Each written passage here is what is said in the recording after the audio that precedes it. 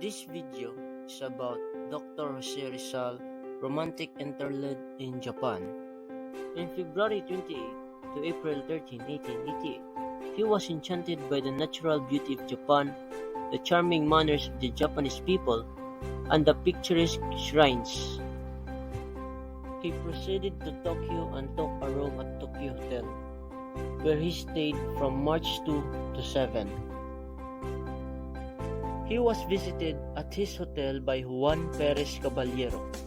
The latter invited him to live at the Spanish legation. He accepted the invitation for two reasons. Number one, he could economize his living expenses by staying at the legation. Number two, he had nothing to hide from the prying eyes of the Spanish authorities.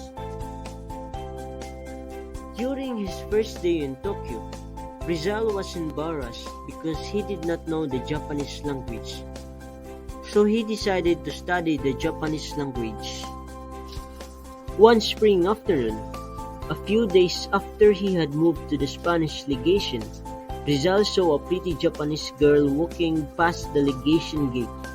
A Japanese gardener told him that the girl's name was Siku Use.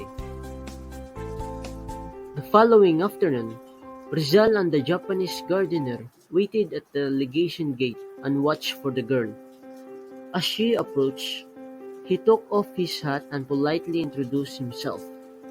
The gardener took his aid and explained to the girl that the young man was a physician from Manila who was a guest of the Spanish legation. Siku-san was mildly amused at the gallant gentleman from the Philippines who spoke in halting Japanese. Rizal saw in lovely Ose-san the qualities of his ideal womanhood: beauty, charm, modesty, and intelligence. No wonder he fell deeply in love with her. Ose-san reciprocated his affection, for it was the first time in her heart palpitated with joy to see a man of gallantry, dignity, courtesy, and versatile talents. Rizal's great love for Ose-san is attested by the hero's diary. He wrote a diary and Rizal bade farewell to lovely Ose-san.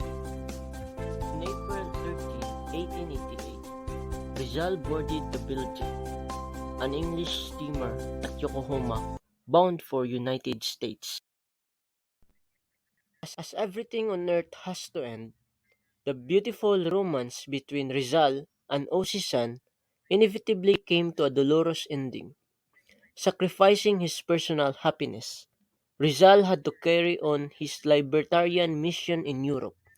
Accordingly, he resumed his voyage, leaving behind the lovely Ose-san, whom he passionately loved. Despite his sorrowing heart, Rizal enjoyed the pleasant trans-Pacific voyage to the United States. On board the Belgic, Rizal befriended a passenger named Techo Sohero.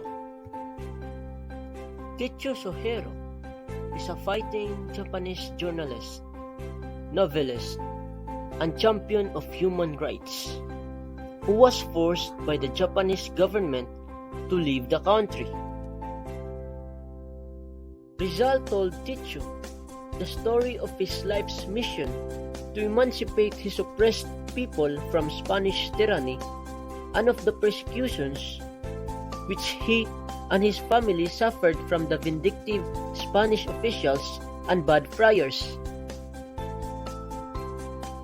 During their intimate acquaintanceship of almost 8 months, from April 13 to December 1, 1888, Techo came to admire Rizal, whose patriotism and magnificent talents greatly fascinated and influenced him to fortify his own crusade for human rights in his own country.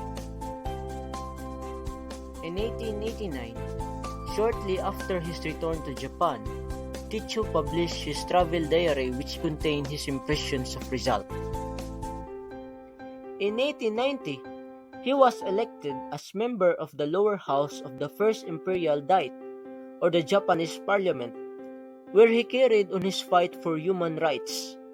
The following year, 1891, he published a political novel entitled Nankai no Daiharan, or The Storm over the South Sea, which resembles Rizal's No Limit Tangerine in plot.